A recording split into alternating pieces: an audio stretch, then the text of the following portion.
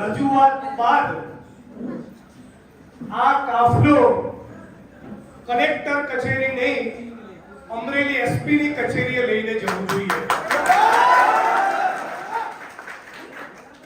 અને આજે મારી હાજરીમાં એમને આવેદન પત્ર નથી આપવાનું, અમરેલી જિલ્લા પોલીસ વડાની ઉઘરાણી કરવાની છે।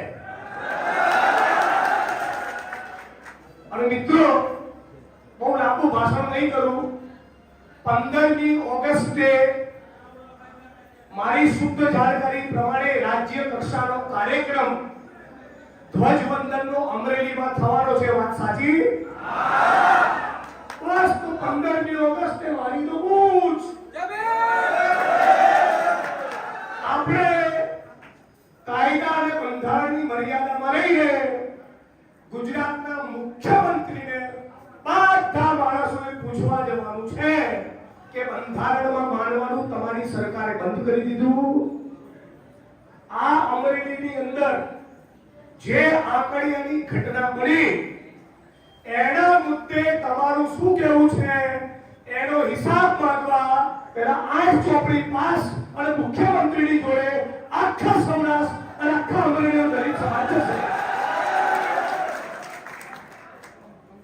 એટલે હમણાં જો આજ સાંજથી હલવાડી માતા ગરબે હવે રમશે।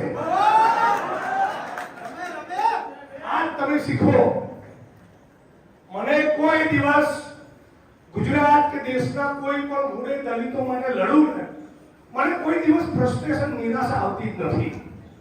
હું ટાઈટલ હોઉં છું, મને કોઈ દિવસ ફ્રસ્ટ્રેશન આવતું જ નથી। હું જ્યાં જાઉં મોટા ભાગની જગ્યા પર રિઝલ્ટ લાવું છું। તમારી અંદર આવડત અને તમારી અંદર સંપૂર્ણ પ્રમાણિકતા હોવી જોઈએ। આપણે વાદળી ખેસ નાખીને દુનિયાના ખોટા ધંધા કરવાના અને પછી દલિત આંદોલનની સભામાં બાબા સાહેબના ફોટાને માળા પહેરાવવાની આ ધંધા કરનારાને ઓળખી લો। આવા આપણી અંદર બેઠેલા ચોર ચક્કાઓ ના ઓળખતા હોય ને તો મને એકલા બોલો, સર્કિટ હાઉસ અમરેલીમાં કોક દાડો બોલાવો, બધાની યાદી આપી દઈશ। તમે મને અને મારી લડતને 10 વર્ષથી જેટલા નજીકથી જોયા છે એમ આપણા ચોર ચક્કાઓને મેં 10 વર્ષથી બહુ નજીકથી જોયા છે। એટલે આપણે ગુજરાતના દલિત આંદોલનમાંથી આવી બધી ફૂસ છે એને કાઢી નાખવાની જરૂર છે। આવા 5, 10, 15, 20 ઓછા થશે વાંધો નહીં, હું કાપી દઉં, શું કરી નાખીશ, પણ પ્રમાણિક નેતૃત્વ હોવું જોઈએ।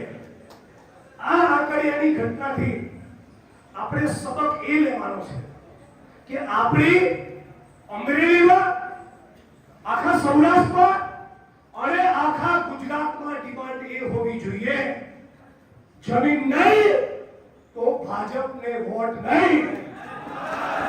આ મેસેજ આપો। ખેતીની સાથળીની જમીન જોશે, ફળવાયેલી જમીનોમાં વાપરી થાય, 4 દિશામાં ખૂંટ વાગે, સ્થળ ઉપર પ્રત્યક્ષ કબજો સોંપાય અને જેટલા પણ નાલાયક જાતિવાદી સામંતી તત્વોનો કબજો છે એ બધા ત્યાંથી ભગાડવામાં આવે। જેટલી પણ સ્મશાન ભૂમિ નીમ નથી થઈ એ બધી સ્મશાન ભૂમિ નીમ કરવામાં આવે। અને ઉનાળા મંચ પરથી મેં નારો આપ્યો તો ગાયનું પૂછડું તમે રાખો, અમને અમારી જમીન આપો।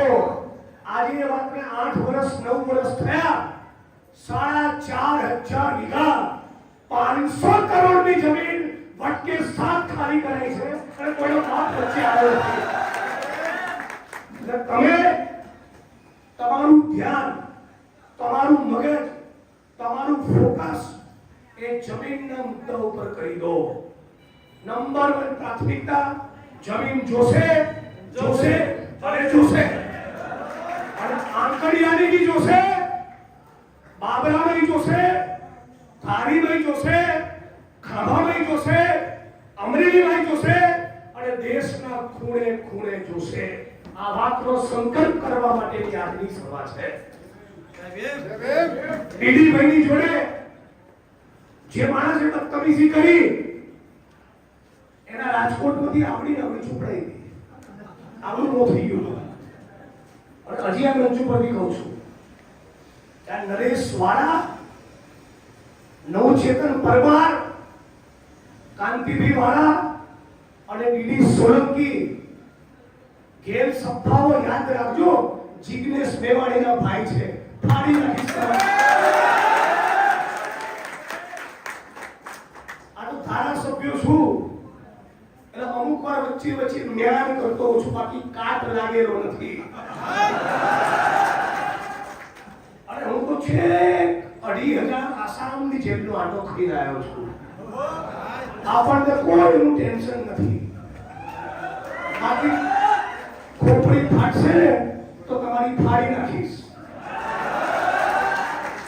અને એટલે આજે એસપી ને કહેવાનું છે, માનનીય જિલ્લા પોલીસ વડા નહીં, મિસ્ટર એસપી અમરેલી 24 કલાકમાં નવચેતનભાઈ અને નરેશભાઈ વાળાના પોલીસ સ્ટેશનમાંથી જામીન આપી દો. બાકી 15મી ઓગસ્ટ તમારી હશે. તૈયાર થઈ જાઓ બધા 15મી ઓગસ્ટ માટે. રેડી છો ને? આપણે કાયદો હાથમાં લેવાનો નથી. આપણે કાયદો હાથમાં લેવાનો નથી. હાથમાં ફોટો રાખવાનો કોનો? હાથમાં ફોટો રાખવાનો કોનો? અને સવાલ પૂછવાનો કોને? ગુજરાતના મુખ્યમંત્રીને. ગુજરાતના મુખ્યમંત્રીને સવાલ પૂછવા જવાનું કે બીજા લોકોના જામીન પોલીસ સ્ટેશનથી થઈ ગયા તો વાળાભાઈ અને નવચેતન પરમારના કેમ નહીં? આજે સાથીઓ, આટલી ખુલ્લી દાદાગીરી આ એટલા માટે છે કે તમે સમજી લો, આ દેશમાં બહુ બધી પોલિટિકલ પાર્ટીઓ છે. એ કોઈ પણ પોલિટિકલ પાર્ટીનો એજન્ડા આ દેશના બંધારણને ખતમ કરવાનો નથી, સિવાય કે આરએસએસ માંથી પેદા થયેલી ભાજપ. આ દેશમાં સીપીઆઈ સીપીએમ છે, સપા બસપા છે, કોંગ્રેસ એનસીપી છે, ડીએમકે આઈડીએમકે છે, બહુ બધી પાર્ટીઓ છે.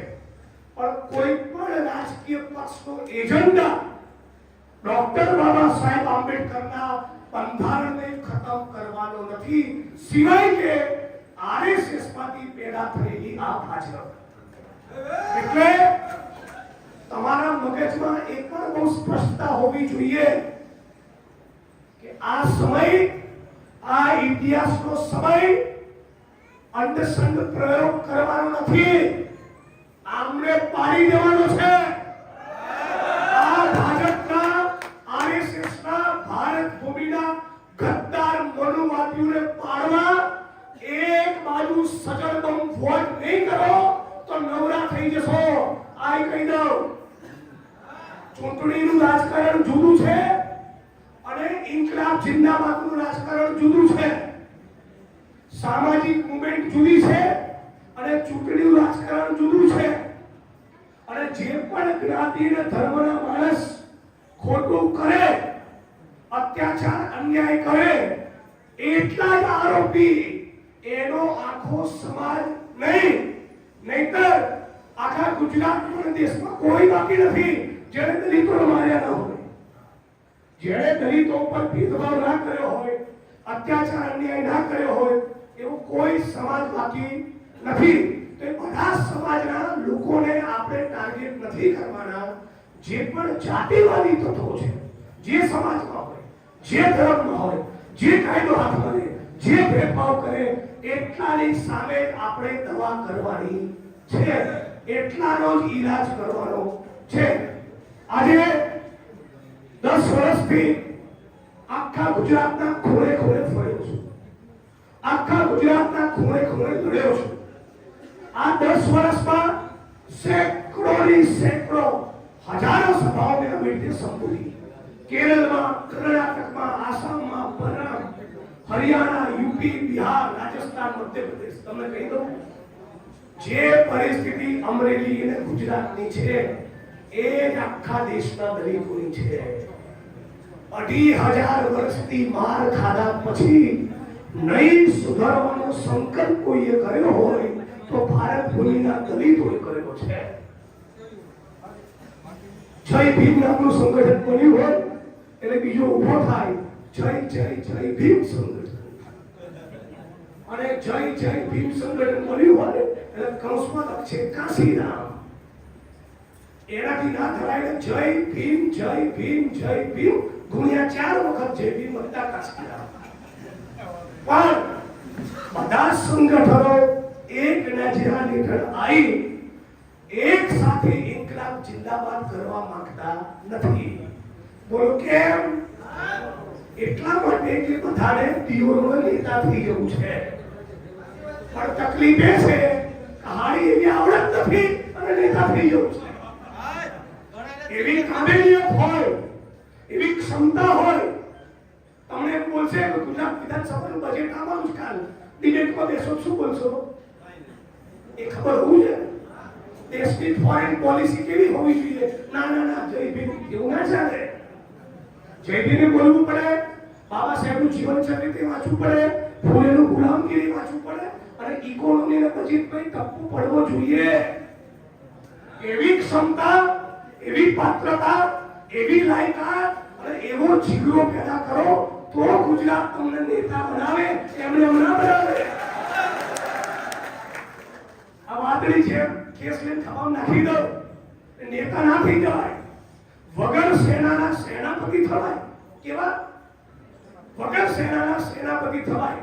એટલે મહેરબાની કરીને બધાને કહું છું, આખા ગુજરાતમાં અને દેશમાં ફર્યો છું. આપણી બધાની કેપેસિટી શું છે આપણે બધાને ખબર છે. આ કાર્યક્રમ કરશે ને એટલે કાલે સવારે 4 ફેસબુકમાં પોસ્ટ મારી હવે મૂકશે, એ આજે રાત્રે મૂકશે, એ કાલ સવારે મૂકશે. પણ બુદ્ધિના બળદોને ખબર જ નથી કે હું અમરેલીની સભામાં ના આવું તો 2 દાડા પહેલા કોટામાં મારી પાર્ટીની 10,000ની રેલી કરી આવ્યો. મારા માટે દેશમાં કાર્યક્રમો છે. તો મહેરબાની કરી આ ચૂંટ કરવાની, લપ કરવાની બંધ કરી દો. શક્તિઓ મર્યાદિત છે, માણસો ઓછા છે, પરિસ્થિતિ કપરી છે. લોકતંત્રને બંધારણ બચશે કે કેમ એવું સંકટ આપણી સામે ઊભું થયું છે. ત્યારે અંદરનું દોટ આપણ બંધ કરી એક લાઈનમાં આવી જાઓ, જડબે સરાબ ફાઇટ કરો. બાકી આજે નોચેદર મહિનો આવ્યો છે, કાલ જીગ્નેશ મહિનો આવશે, પરમ દિવસે ટીડી મહિનો આવશે, ચોથા દિવસે આ મહિનો આવશે.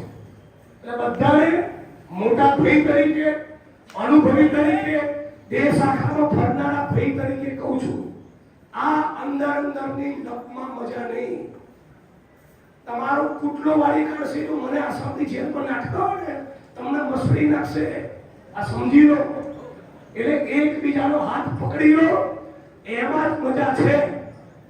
ખોટી પ્રવૃત્તિ સાથે સંડોવાયેલા દલિત મુવમેન્ટના માણસોને પણ જાકારો આપતા શીખો. શું કહું છું? છેલ્લી લાઈન, ખોટી પ્રવૃત્તિ સાથે જોડાયેલા આપણી વિચારધારાની વાત કરનારા માણસોની પણ ચોકડી મારતા શીખો. નેતૃત્વ પ્રમાણિક, ચોખ્ખું, ઈમાનદાર હોવું જોઈએ. આ જો નહીં કરીએ તો પરિણામ નહીં મળે. બાબા સાહેબ આંબેડકરે જિંદગીના છેલ્લા દિવસોમાં પોતાના નજીકના સાથી દાદા સાહેબ ગાયકવાડને બોલાયા અને એવું કીધું કે 90% દલિત ગામમાં વસે છે. ત્યાં બધું શાંતિ રાખો. 90% દલિત ગામડાઓમાં વસે છે.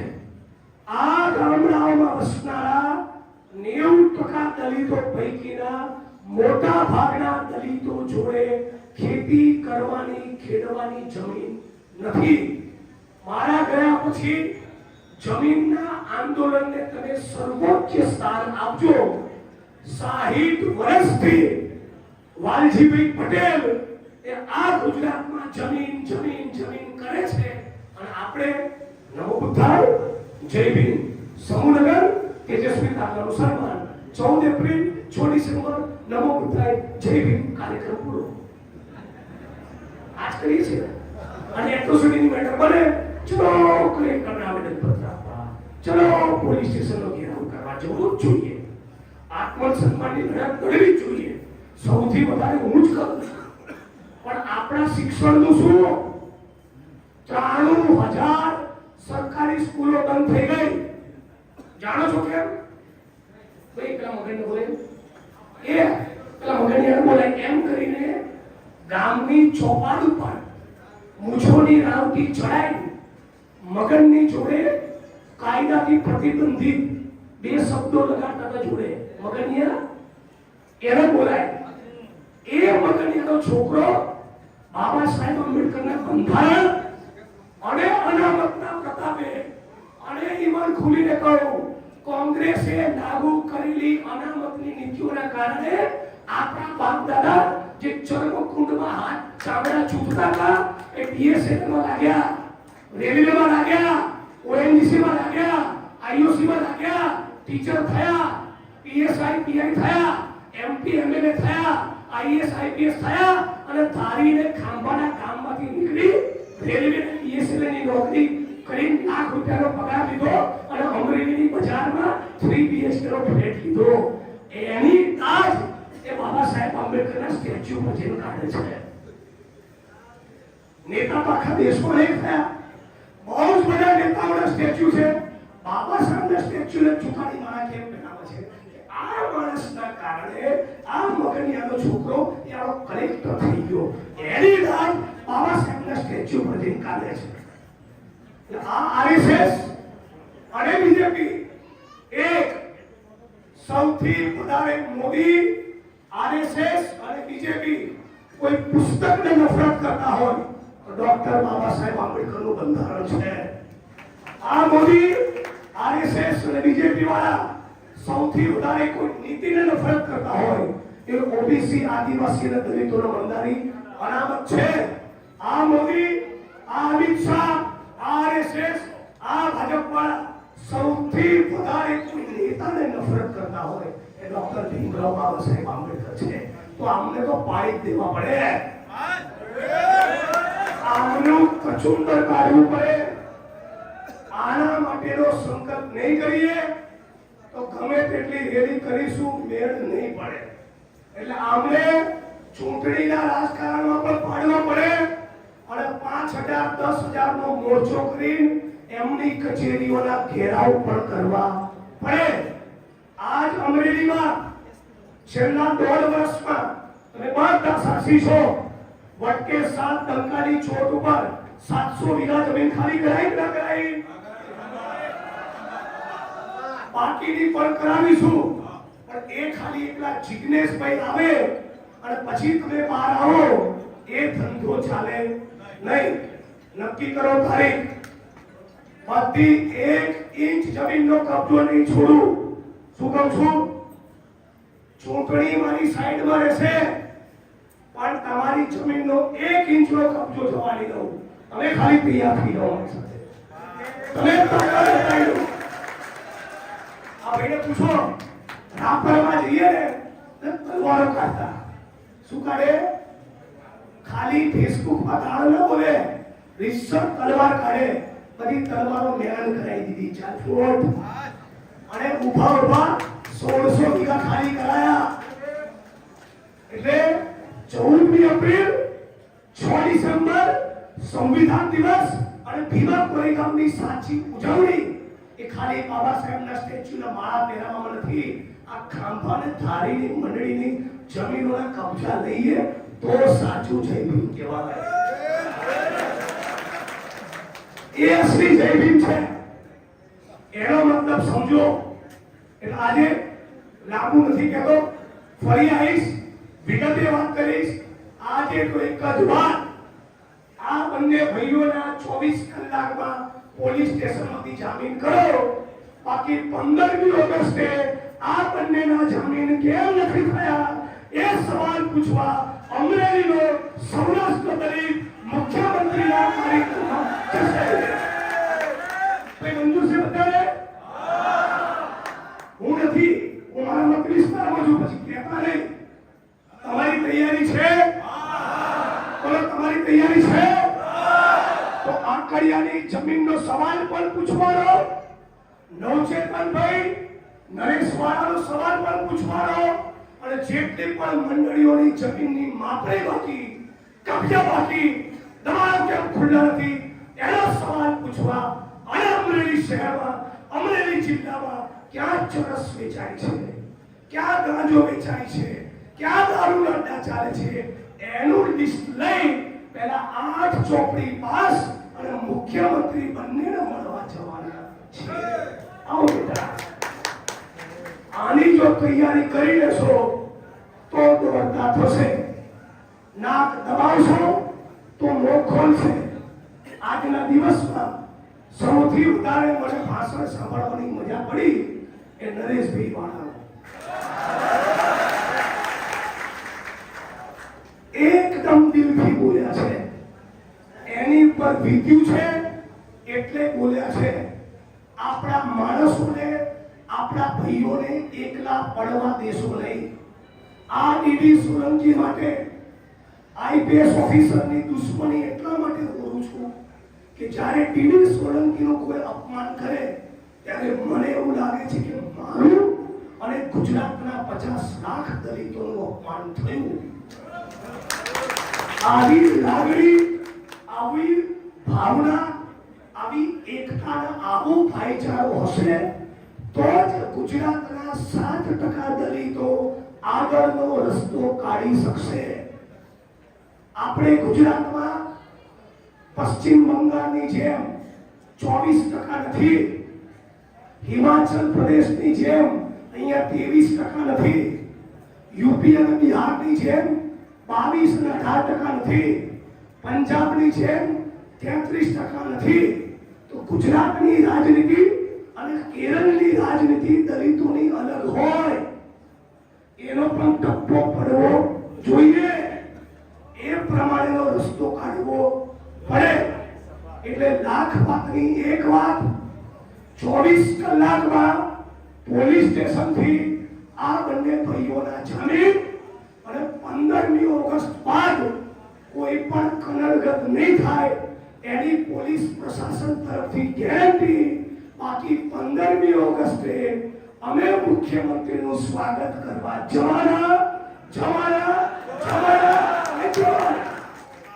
આમાં કેટલા લોકો મંજૂર છે? હાથ ઊંચો કરો.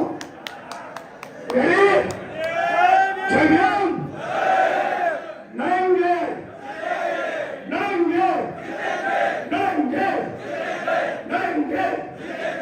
इंकलाब इंकलाब अभी तो ये लड़ाई है, आगे और लड़ाई है. अभी तो ये लड़ाई है, आगे और लड़ाई है. अभी तो ये लड़ाई है. जय भीम, जय भारत, जय संविधान. ये धरती अपने आप की नहीं, किसी के बाप की. मालूम भी सरवैया और कांति भी वाला તમારા બંનેના સંઘર્ષને પણ આ મંચ ઉપરથી સેલ્યુટ કરું છું, વંદન કરું છું. આખા ગુજરાતનો દરેક સમાજ વાલુભાઈની સાથે છે, ટીડીભાઈની સાથે છે, કાંતિભાઈની સાથે છે, તમારા પરિવારની સાથે છે અને ગુજરાતના એક લડવૈયાની સાથે તમારો દીકરો, તમારો ભાઈ અડધી રાતે આવીને બોલે છે.